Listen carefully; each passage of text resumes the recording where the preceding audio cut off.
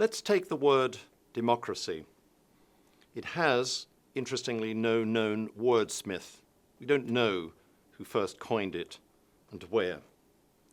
According to legend, it's a word that flourished in the Greek democratic world. That certainly is the case. There are records of it.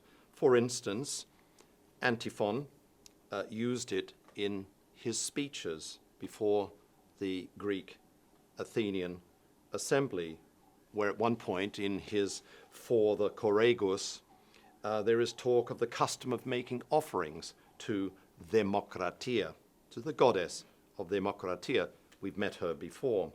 The earliest historian Herodotus speaks of her, and so does the political pamphleteer Xenophon, who was openly hostile to democracy. There's also an important passage, surviving passage, using the word democracy in a play called The Suppliants. It was much loved by Athenians. It was by Aeschylus, where it's recorded around 463 BCE that, and I'm quoting, the air bristled with hands, right hands held high, a full vote, democracy turning decisions into law.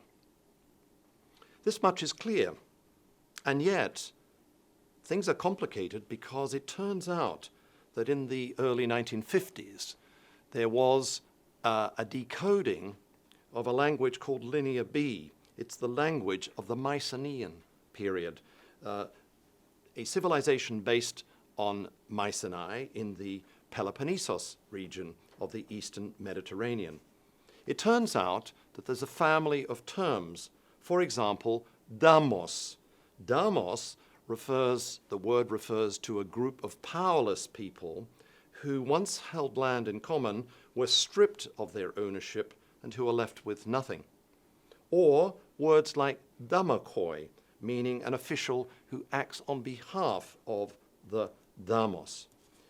It's possible as well that even these words in Linear B had older roots, for example, in ancient Sumerian dialects, where there was a reference to the Dumu, the inhabitants or the sons or children of a geographic place.